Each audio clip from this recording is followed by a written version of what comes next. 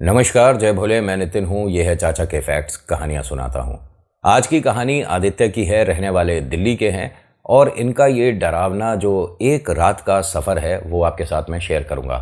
आदित्य, जो आपने last line लिखकर मुझे भेजा है ना कि नितिन अगर आपको सच लगे तो शामिल करिएगा, आप अपने मन से ये डाउट निकाल दो। मैं कभी क्रॉस क्वेश्चनिंग नहीं करता, जो आप लोगों ने बताया उसे मैं सच मानकर ही अपलोड करता हूँ।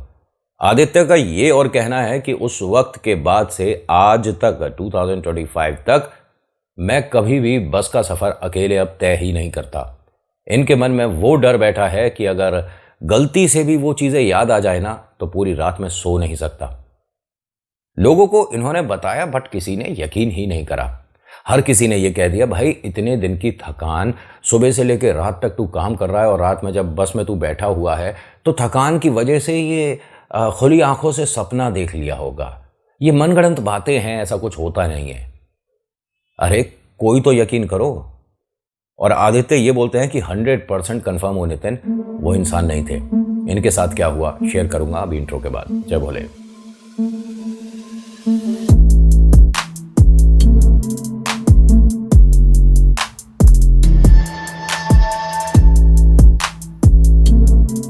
आदित्य रहने वाले दिल्ली के और इनका ये जो डरावना सफ़र हुआ ये रेवाड़ी से दिल्ली के बीच का सफ़र था, जो कि ये आज भी नहीं भूल पाए हैं। रेवाड़ी से ये आ रहे थे सराय काले खां, ठीक है, जो बस स्टॉप है वहाँ पर आना था इन्हें, और गए भी इधर से ही थे। सराय काले खां से ये रेवाड़ी के लिए गए थे। वहाँ जाना क्यों हुआ? इनकी छोटी बहना की शादी है, तो जो कार्ड्स वगैरह हैं शादी के, वेडिंग कार्ड जो होते हैं वो देने गए थे।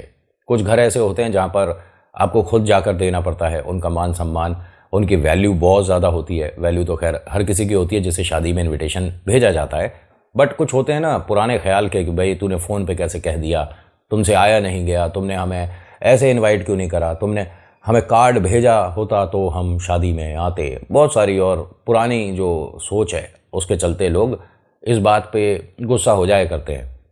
तो आदित्य अपनी फैमिली के कहने की वजह से, यहाँ इनके कोई 3 रिश्तेदार रहते थे रेवाड़ी में, तो उन्हें कार्ड देने गए थे। जब बहना की शादी हो तो सिर पर इतने काम होते हैं, ऐसा लगता है कि पूरे समाज ने सारे कार्य हम पर डाल दिए हैं। और यकीन मानिए कि कोई ना कोई एक आध काम पूरे दिन का रह ही जाता है। अरे वो होना था रह गया, अरे ये होना था रह गया। आदित्य के दोस्तों ने कहा था कि शादी का कार्ड हम दे आते हैं, जानते हम भी है, एड्रेस तू थोड़ा कंफर्म कर दियो, तू यहाँ पर घर देख ले। लेकिन घर वालों ने सबने मना कर दिया कि नहीं, आसपास के कार्ड बेटा तुम लोग बांट लो, लेकिन वहाँ तो आदित्य को ही जाना होगा। आदित्य के एक दोस्त ने तो ये भी कहा था कि मेरी गाड़ी ले जा, और प्रॉब्लम क्या है? तो उसने कहा नहीं भाई, पूरे दिन का थका हूँ, बस में थोड़ा सा 2-3-4 घंटे की नींद ले लूँगा और थोड़ा रिलैक्स हो जाऊँगा। घर वालों ने भी कहा कि ठीक है, जैसा इसको कंफर्टेबल हो। अब देखिए, सुबह से घर पे इधर उधर ये काम वो काम करते करते इसे थोड़ा सा समय हो गया था जब ये दिल्ली से निकलने वाला था। रहने वाले मयूर विहार के हैं ये, ठीक है। अब घर वालों ने कहा कि बेटा एक काम कर, तुझे जाना है, कार्ड दे के वापस आज ही लौटना है क्योंकि सुबह यहाँ फंक्शन है, तू अभी लेट हो गया है, तू फटाफट से निकल जा। इसके दोस्त ने कहा कि मैं तुझे सराय काले खां तक छोड़ देता हूँ। वो उसके साथ गाड़ी में बैठा, कुछ कार्ड्स वगैरह लिए, एक पानी की बोतल थी इसके हाथ में, और बस ये निकल गया अपने दोस्त के साथ। जब काले खां पर पहुंचा तो बस निकलने ही वाली थी। पहुंच गए दोनों ठीक टाइम पर। बस में बैठता है, टिकट पैसे वगैरह जो होते हैं वो करा कर बैठा, अपने दोस्त से बोलता है कि मैं पहुंच कर तेरे को कॉल करके बताऊंगा, और किस समय मैं आऊँगा रात को वो भी तेरे को बता दूंगा, मुझे यहाँ से यार पिक कर लियो। उसने कहा हाँ, हम घर पर ही हैं, कोई भी काम हो तो बोल दियो। और ये सभी जो लोग हैं ना, जो दोस्त हैं इसके, ये बचपन से सब साथ ही हैं, तो एक दूसरे के लिए इन्हें कहना नहीं पड़ता कि मुझे तेरी ज़रूरत है यार, ये काम कर दे या वो काम कर दे। उन्होंने, दोस्तों ने साफ बोल दिया था कि तू अपना वहाँ पर कार्ड का देख और यहाँ घर पे जो भी काम है हम कर लेंगे सब। अब ये बस में बैठा और बैठते के साथ ही कब आँख लग गई पता नहीं चला। जब आँख खुली तो एक जगह बस रुकी हुई थी कि अगर किसी को चाय वगैरह करनी है तो देख लीजिए, चाय नाश्ता देख लीजिए। अब ये उतरा, जैसे ही 2-4 कदम चला ही था तभी कंडक्टर भाई साहब ने बोला कि फटाफट से कर लीजिए और बैठिए, बस अब निकलेगी थोड़ी देर में। अरे यार, अभी तो मैं एक चाय तो पी लेता। कंडक्टर साहब के पास गया कि मैं एक चाय पी लेता। उन्होंने कहा भाई साहब बस इतनी देर से खड़ी है, 15-1 मिनट हो गए, आप क्या सो गए थे? तो हंस कर कहता कि हाँ भाई, आँख लग गई थी। उन्होंने कहा एक काम करता हूँ, मैं बस को कुछ देर रोकता हूँ, आप चाय पी लो। बढ़िया आदमी था। ये गया, चाय वगैरह ली, तो इसे एक चीज़ अजीब लग रही थी। देखिए, मांगने के लिए जो लोग होते हैं वो कभी कभी बिना बोले आपको ऐसे घूरने लग जाते हैं, अपने आप चीज़ ऑफर कर देते हो। चाय लोगे भाई साहब, बिस्कुट खाओगे, पैसे लोगे, कुछ ना कुछ आप बोल देते हो। इनके मम्मा ने एक बात बोली थी कि इन लोगों को कभी भी पैसे मत देना। कभी किसी को, मतलब मुझे इस चीज़ के बारे में बाद में पता चला है, आपके पैसों का वो इस्तेमाल किसी विद्या को संपन्न करने के लिए भी कर सकते हैं। उन्हें मतलब नहीं आप कौन हो, लेकिन अगर बाई चांस किसी तांत्रिक ने, कोई किसी पेड़ के पीछे छुपा आदमी है, उसने किसी को भेजा कि वहां से जाकर 1 का सिक्का 2 का सिक्का तू कुछ भी ले आ, ठीक है, मैं तेरे को उसके बदले 10 रुपये दूंगा, 20 रुपये दूंगा। आपने अगर उसे पैसे दे दिए और उसने ले जाकर वहां दे दिया, वो अपनी कार्य में, क्रिया में इस्तेमाल करेगा, तो आपको घर बैठे नचा देगा। इसीलिए इनकी मम्मा ने पहले से ये चीज़ समझा रखी थी, बेटा कभी भी इन जो मांगते हैं पैसे मत देना। बाजार से फल खरीद के अपनी गाड़ी में रख लो, कोई मांगता है तो उठाकर एक दे दिया, सेब खिला दिया, संतरा खिला दिया, या कहीं बैठाकर आपने खाना खिला दिया। भले ही आप ढाबे पे खिलाओ, 5 स्टार में खिलाओ, कोई सेंस नहीं है उसका, ठीक है, doesn't make any kind of difference. आपको बस उनको पैसे नहीं देने हैं। अब इसको एक आदमी औरत थे, उनके हाथ में एक छोटा सा अजीब सा बुरा सा थैला सा था, और वो लगातार दोनों इसे देख रहे थे। चाय का पहला सिप लिया ही था, उन दोनों को देखने के बाद इधर उधर देखने लगा, फिर दोबारा नजर गई तो वो 2-1 कदम इसको ऐसा लगा पास है, चले और वो रुक गए। फिर इसने जब उनकी तरफ देखा, बस की तरफ देखता है, फिर उन्हें देखता है, पूछ लिया इसने, आप कुछ लोगे, आप चाय वगैरह कुछ चाहिए हो तो मैं, क्योंकि ठंड काफ़ी है। उन दोनों ने एक दूसरे को देखा और फिर इधर उधर देखने लग गए। इसे भी बड़ा अजीब सा लगा कि भाई इतनी देर से मुझे घूर रहे हैं, उनकी हालत ऐसे ही लग रही है कि मांगने वाले हैं, तो मैं अगर कोई मदद कर देता, कोई बात नहीं। अब ये जब चलने लगा तो वो दोबारा से जब इसे देख रहे थे, अपनी जेब टटोलने लगा कि कोई सिक्का वगैरह हो, नोट हो, दे देता हूँ। इसके हाथ में सिक्का था, ये उनकी तरफ बढ़ा, फिर ध्यान आया कि माँ ने इस तरह से मना करी हैं चीज़ें, ये रुक गया। ये इसके साथ बहुत बड़ी, मैं कहूँगा कि गलती भी थी। अगर आपने पैसे निकाल दिए थे किसी को सोच कर देने के लिए, तो उसे आप दे देते, 1 का सिक्का 2 का सिक्का दे देते। लेकिन जो मम्मा ने कहा वो बात भी थोड़ा ध्यान आ गई। और घर में जब शादी ब्याह हो तो हर चीज़ को आपको सोच सोच कर चलना होता है। और एक और चीज़ कहूँ, जब घर में शादी ब्याह या कोई बड़ा दिन है तो टोटकों को भी दिमाग में लेकर चलिएगा, क्योंकि आपकी खुशी में हर कोई खुश नहीं होता। कुछ लोग उसी दिन का इंतजार कर रहे होते हैं जब आपके घर में भीड़ ज़्यादा होगी तो वो अपना काम कर जाएंगे। इनके साथ ना जाने किसको ऐसा परिवार खटक रहा था आंखों में जो ये हुआ, या ये भी कह सकता हूँ कि एक झलक थी, प्रीत की करवट थी, या इसकी बुरी किस्मत थी जो ये सब कुछ महसूस करा। आदित्य बस में जाकर बैठता है और लगातार उन लोगों को देख रहा था। ये आंखों में उन दोनों का चेहरा इतना ज़्यादा बस गया कि ये कभी भी भीड़ में उन्हें पहचान लेगा। इतनी बार उनको देखा या इतनी बार उनसे नजरें मिली थी। यहाँ से रेवाड़ी ये जब पहुंचा तो थोड़ा थोड़ा दिन ढलना शुरू हो चुका था, ठीक है। अब इसका काम था कि फटाफट से यहाँ कोई कैब, टैक्सी या कुछ भी मिले, जल्दी से 3-4 कार्ड जो देने हैं वो दूं और भैया निकलूं, क्योंकि आखिरी बस पकड़ लूंगा तो ठीक पहुंच जाऊंगा, और निकलना आज ही है। तो मेरे पास सिर्फ 1-1.25 घंटे का समय है, फटाफट से काम करके नाश्ता पानी करके अपना बैठ जाऊंगा भैया बस में। देर हो गई क्योंकि ये वाली बस जो है बीच में 2-1 बार ट्रैफिक में रुक गई थी। अब होता क्या है कि फटाफट से रेवाड़ी पहुंचा, जो सारे कार्ड हैं, पहले के घर गया, दूसरे के घर गया, तीसरे के घर गया, तो वहाँ थोड़ा समय लगने लग गया। और बेटा शादी कहाँ से तय हुई है, होने वाले दूल्हे साहब क्या करते हैं, और तू कब शादी कर रहा है, और ये वो बहुत सारी बातें होने लगी बार बार घड़ी देके। तो घर वालों ने, वो जो इनके रिश्तेदार थे, उन्होंने कहा कि अरे बार बार तू घड़ी क्यों देख रहा है, कल चला जाइयो ना सुबह। उसने कहा नहीं, कल सुबह नहीं जा सकता, सुबह तो घर में 7 बजे से पाठ शुरू हो जाएगा, फिर उसके बाद फंक्शन है 10 बजे, और मेरा पहुंचना बहुत ज़रूरी है, मैं थोड़ा लेट हो गया। तो वहाँ भी इसे ताने मिल रहे थे, हाँ भैया एंड मौके पे हम ही लोग याद आए होंगे, हमें तुमने कार्ड सबसे बाद में दिया होगा, हमारी तो कोई वैल्यू ही नहीं है। अगर वैल्यू नहीं होती तो अगला इतने रात में है मतलब अपने घर से यहाँ पर आपको कार्ड देने आता। वैल्यू है तभी तो वो मान सम्मान की वजह से आपको कार्ड देने आए। लेकिन आदमी किसी भी तरह से संतुष्ट होता ही नहीं है। तूने ऐसा नहीं करा तो वैसा करा, वैसा नहीं करा तो ऐसा करा। अरे ऐसे लोगों पे ज़्यादा ध्यान देने की ज़रूरत ही नहीं थी। लेकिन आदित्य बार बार उनकी बात का भी जवाब दे रहा है और घड़ी भी देख रहा है। अब वक्त ऐसा हो रहा था कि अगर ये आधे घंटे में बस स्टॉप पर नहीं पहुंचा तो फिर इसे बस यहां पर नहीं मिलनी थी, ऐसा इनका कहना है, या घर पहुंचते में लेट हो जाते। चलिए जी, समय अब पूरा हो चुका था यहां पर। वो लोग न जाने क्यों जानबूझ के इसको शायद रोकने की कोशिश कर रहे थे। बेटा तुम रुक सकते हो, आज रात को यहां रुक जाइएगा, और ऐसा है और वैसा है। आदित्य का यहां पर रुकने का बनता भी नहीं था, क्योंकि जब वो एक बार अपने मम्मा पापा बहना के साथ, जिनकी शादी है गुड़िया की, उनके साथ जब इस घर पर आया था, तो आसपास के लोगों ने इन लोगों पर, जिनके ये रुका हुआ है, अजीब अजीब से बातें बोलनी शुरू कर दी थी। लोग गुस्से में थे और ये लोग घर के बाहर भी नहीं निकले थे।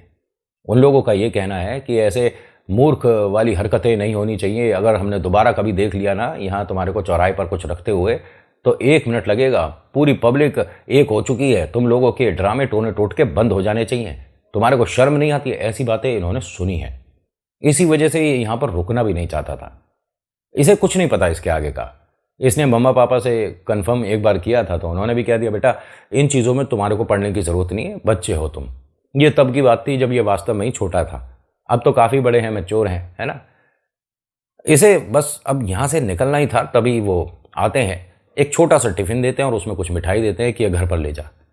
उसने कहा नहीं देखिए मेरे पास कोई बैग या कुछ भी चीज़ नहीं है और मैं मिठाई वगैरह नहीं ले जा सकता। उन्होंने कहा कि एक काम करते हैं ना, हम तेरे लिए एक बैग लेके आओ भाई, कोई नया बैग जो इस्तेमाल ना कराओ, ऐसा कोई बैग लेकर आओ।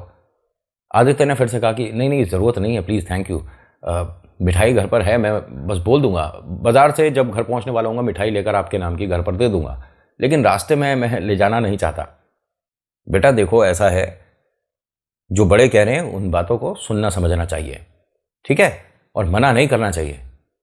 अब इनके जो वो जिसमें ये मिठाई दे रहे थे, छोटा सा डिब्बा था एक स्टील का सा, अंदर से कोई बैग लेकर आया, तो उसे गुस्सा होकर कहते हैं कि ये इस्तेमाल करा हुआ है ना, कोई ऐसा बैग हो, कोई ऐसा थैला हो जो अभी हमने इस्तेमाल नहीं करा। देखो नहीं मिला जी।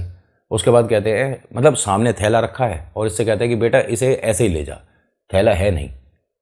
इसे समझ नहीं आई कि बात, यार ये क्या मतलब है, सामने थैला रखा है, सामने बैग रखा है छोटा सा, उस बैग में रख दे, कोई बात नहीं। इसने वो मिठाई का डिब्बा एक्सेप्ट कर लिया कि चलिए कोई बात नहीं, मैं इसे ले जाऊंगा। अब ये यहाँ से चला, सबसे प्रणाम नमस्कार वगैरह करके फटाफट से गाड़ी करता है और पहुँचता है बस स्टॉप तक के लिए। बस स्टॉप पे आने के बाद ये टिकट काउंटर पे जब पहुँचा था, तो वो डिब्बा जो था वहीं काउंटर पे रख दिया था इसने। ऐसे ही टिकट लेता है, फटाफट से बस देखता है कौन सी है, बस जाने वाली है, फटाफट चलिए, बैठा और बस चल दी। जब 10-5 मिनट बस चल चुकी थी, तब ध्यान आया कि मिठाई का डिब्बा वहीं रह गया। कोई बात नहीं, जो होता है शायद अच्छे के लिए ही होता है। अब ये बस में जो लास्ट सीट होती है, उससे जस्ट एक सीट पहले बैठा हुआ था, विंडो के तरफ बैठा हुआ था, और एक बात अजीब हो रही थी। जब सभी लोग दिल्ली के लिए जा रहे हैं, तो बस बीच बीच में ये खाली क्यों हो रही थी? किसी को थोड़ा सा और आगे उतरना था, वो उतर गया, किसी को और आधे घंटे बाद के रास्ते में 8-10 लोग उतर गए। ऐसे करते करते पूरी बस में 4-5 लोग रह गए थे, जो कि दिल्ली तक आ रहे थे। जो लोग सराय काले खां तक आने थे, वो कुछ ही लोग रह गए थे। कंडक्टर ने एक बार फिर से बोला कि जो लोग बीच में से चढ़े हैं, ज़रा फटाफट से टिकट करा लीजिए। जिन जिन लोगों ने बस स्टैंड से टिकट ली थी, उनको नहीं कह रहा मैं, कौन कौन आए थे अभी प्लीज़ टिकट देख लीजिए। आदित्य को एकदम आवाज़ आई जैसे किसी ने उसका नाम लिया। अब ये बस में दाएं बाएं देखने लग गया।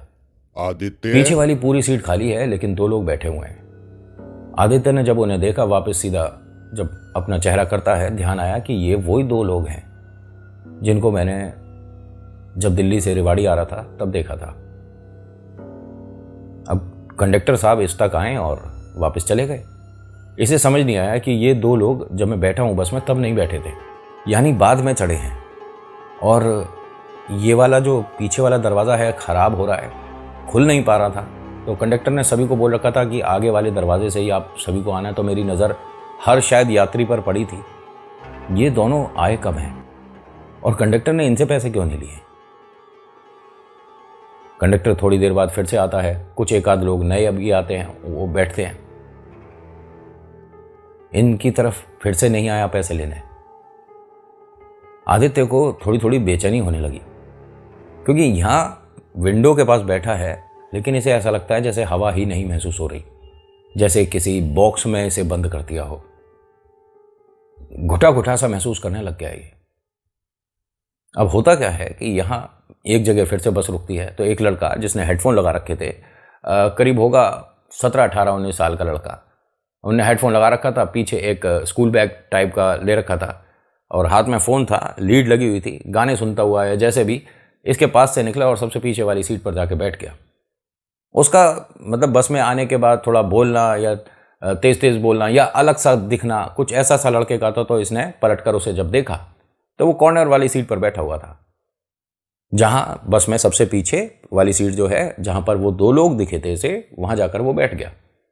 आदित्य ने एक झलक देखी थी उसे कि ऐसे जा रहा है, फिर वापस इसे समझ आया कि यार वो दोनों लोग अभी उतरे हैं नहीं, यहाँ से वो निकले ही नहीं है, ये लड़का वहीं पर जाकर बैठा है, अब वो गए कहाँ। इसने जब दोबारा पलट कर देखा तो वो दोनों बैठे हैं, फिर ये लड़का बैठा हुआ है। उसने एकदम हेडफोन हटाया।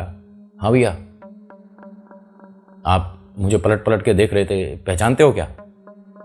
नहीं नहीं सॉरी, आप सुनो, अपना म्यूज़िक सुनो, सॉरी। अरे नहीं नहीं भाई, सॉरी की कोई बात नहीं है, मैं तो बस ऐसे ही पूछ रहा था कि अगर मुझे जानते हो, क्या पता मैं नहीं पहचान रहा हूँ। नहीं नहीं आप सॉरी, मैं आपको ऐसे पलट कर देख रहा था। अब होता क्या है कि कंडक्टर साहब आते हैं और पूछते हैं कि अभी कौन आया था, तो उस लड़के ने कहा कि हाँ भैया मेरे को दे देना।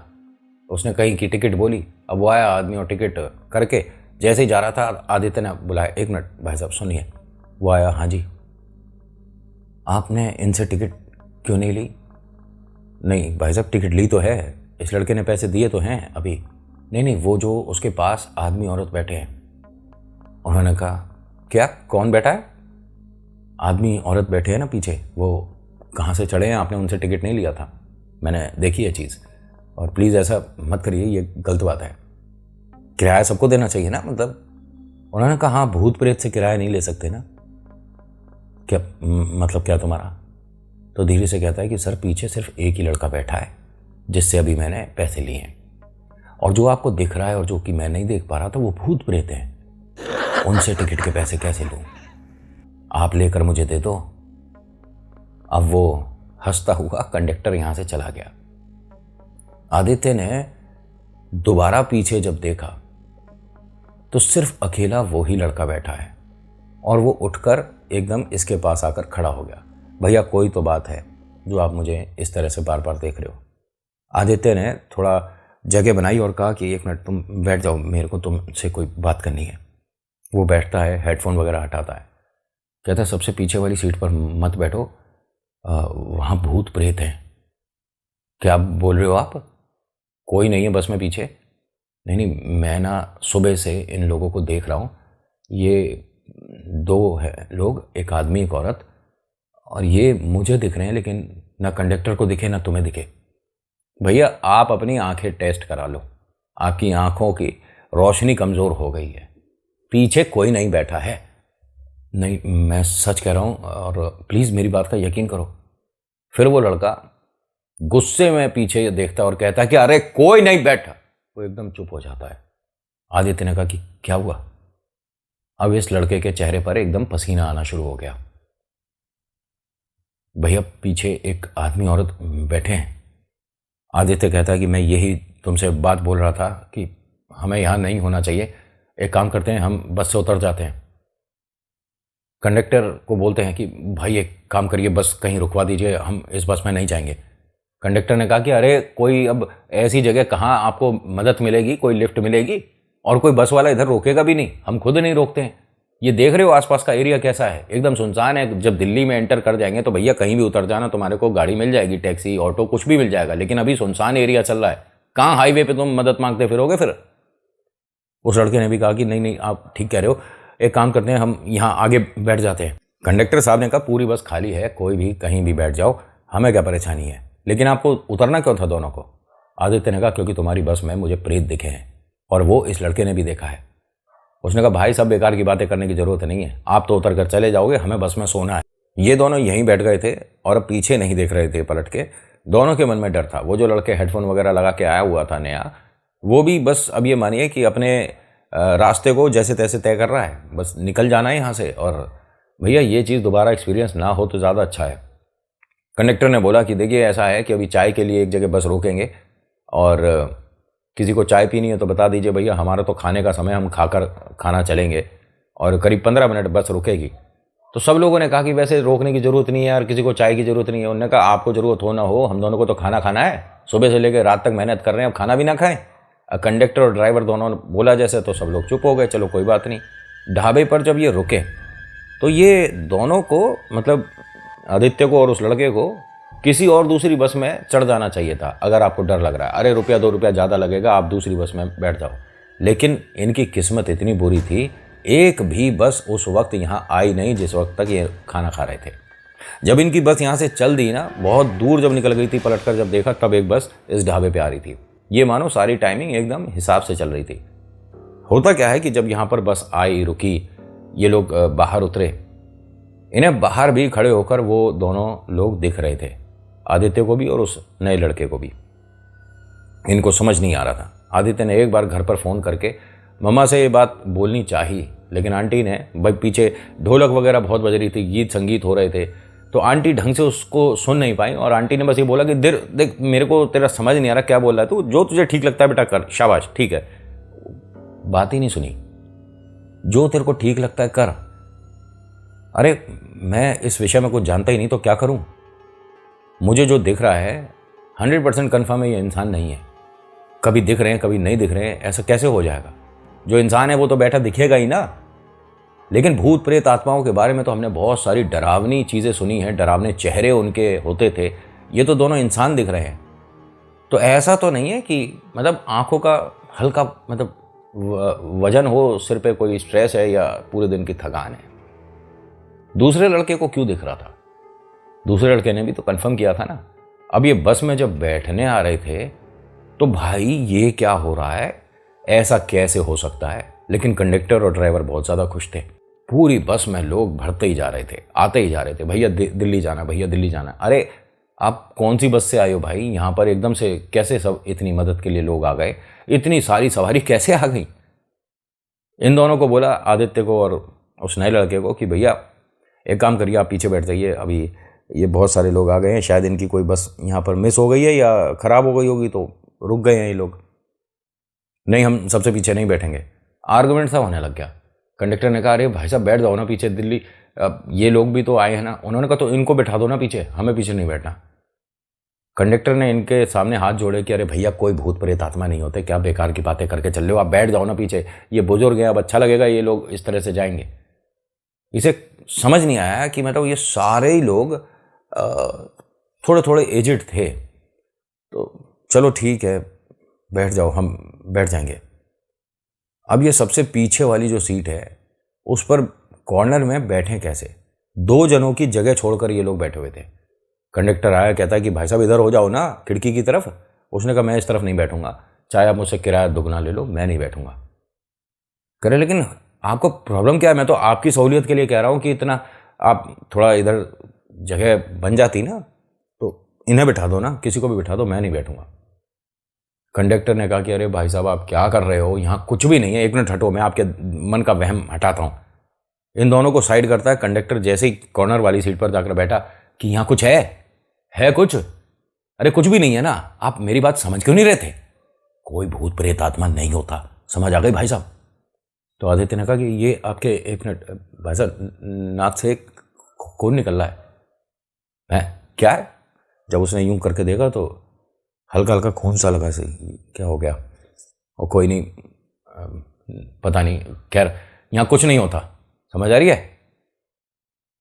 ऐसे वो बोल रहा था, तभी इसका हाथ ऐसे खिड़की पर था, ठीक है, किसी ने बाहर की तरफ इसकी शर्ट खींची।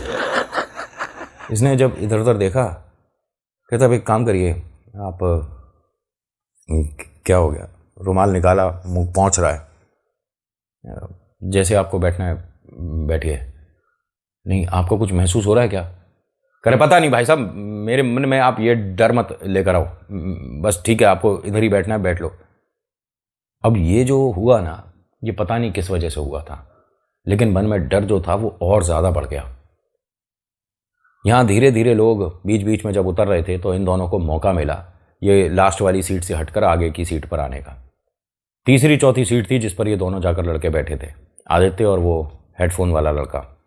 पलट कर एक बार आदित्य ने जब उन्हें देखा, इसके मन में जो डर था जितना था उससे कई गुना बढ़ गया, क्योंकि उन्होंने जिंदा कबूतर पकड़ रखे थे दोनों ने, ठीक है, और उसे खा रहे थे।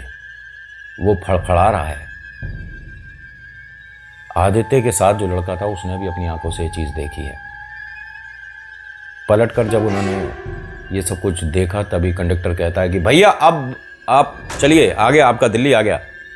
इसे नहीं पता कि बीच का सफर, बीच का समय कहाँ गया। अरे तकरीबन 2.5-3 घंटे लगने चाहिए थे भाई साहब, 3 घंटे कहाँ चले गए पता नहीं चला। जब ये बस से उतरा, उस बस को लगातार देख रहा था। कंडक्टर ने उतरकर इनका, भाई साहब हो सकता है कि कोई हवा या कोई चीज़ आपके साथ लग गई हो, जितनी जल्दी हो सके आप यहाँ से निकल जाओ। मैं अभी अपने ड्राइवर साहब को भी बताऊंगा ये सारी चीज़ें, और अपनी बस में भी कुछ रखवाना करना पड़ेगा हमें, क्योंकि मुझे कुछ अजीब महसूस हुआ तो था जब मैं सबसे पीछे बैठा था। जैसे ही बैठा हूँ मुझे ऐसा लग रहा था जैसे किसी ने मेरे बाल पकड़ के खींचना शुरू कर दिया था। मेरे नाक में ऐसा लग रहा था जैसे बहुत ज़्यादा मिर्च सी लगनी शुरू हो गई थी। जब आपने कहा था कि वो खून, तो मैं मान रहा हूँ कुछ ना कुछ तो था। आप प्लीज़ यहाँ से जाइए, बस स्टैंड से आप बाहर जाइए और बार बार पलट कर मत देखिए। वो लड़का अपने रास्ते, आदित्य अपने रास्ते। सराय काले खा पर आया, बाहर निकला, अपने दोस्त को फ़ोन किया। उसका दोस्त आया। जैसे ही ये गाड़ी में बैठा, आदित्य से कहता है ये यहाँ पर खून कैसे, सब ठीक है? उसने कहा मेरे? उसने जब देखा तो इसकी नाक पे भी इसे हल्का हल्का सा खून सा महसूस हुआ। यार पता नहीं ये कैसे, और कोई बात नहीं, सब ठीक है, वैसे मेरी तबीयत बिल्कुल ठीक है। इसे कुछ फुसफुसाने की सी आवाज़ आई गाड़ी में। पलट कर देखा तो एकदम कहता है गाड़ी रोक। उसके दोस्त ने एकदम गाड़ी रोकी। क्या क्या हुआ? और ये गाड़ी से उतर गया। गाड़ी को लगातार देखे जा रहा है। इसका दोस्त उतर कर आया कि अरे कहाँ बीच रोड पर तू रुक गया? वो जो काले खा के बाद फ्लाईओवर है ना, उस पर इसने बीच में गाड़ी रुकवा दी। अरे ट्रैफिक लग जाएगा भाई, क्या कर रहा है, गाड़ी में बैठ। कह रहा है इन दोनों को तूने गाड़ी में कैसे बैठाया? किन दोनों को बैठाया है? क्या बेकार की बातें कर रहा है? दिमाग ठीक है तेरा? पूरे दिन की थकान ज़्यादा हो गई, पीछे के दरवाजे खोल कर दिखाता है। कहाँ, कौन बैठा है? दिमाग ठीक है भाई? घर चल, बहुत सारे काम हैं। अब ये गाड़ी में बैठा तो आगे, लेकिन पलट कर पीछे देखता रहा। घर पहुंचा है। घर पहुंचने के बाद सबसे हाय हेलो हो रही है, नमस्कार हो रहा है, सबसे मिल रहा है, गीत संगीत हो रहे हैं। मुँह हाथ धोकर आता है, मंदिर के सामने बैठ जाता है। एक इनके यहाँ बहुत प्राचीन, मतलब कह सकता हूँ कि इनके दादा परदादा या उनसे भी पुरानी एक खुद से हाथ से बनाई हुई हनुमान जी की मूर्ति है, जिनके सामने ये बैठ गया। माता पिता ने कई बार पूछा कि क्या हुआ है, सफ़र से आने के बाद तू यहीं बैठा है? कह रहा बस मुझे यहीं बैठने दो अभी। जब शादी हो गई ना गुड़िया की, उसके बाद इसने सारी बातें बताई। वो थकान की वजह से बेटा ऐसा हो गया होगा, मानकर सब ने इग्नोर कर दिया। इनका ये कहना है कि उसके बाद से मुझे कभी कुछ डरावना तो महसूस नहीं हुआ, ना दिखा मुझे कोई भूत प्रेत या मुझ पर कोई बात हुई हो, कभी नहीं हुआ। लेकिन बस में मैं अकेले सफ़र नहीं करता, वो सब चीज़ें याद आनी शुरू हो जाती हैं। इनके साथ जो हुआ वो यही था। So thank you so much for watching. मेरा नाम नितिन है। मुलाकात करूँगा एक अगली वीडियो में। हर हर महादेव, जय भोलेनाथ। धन्यवाद।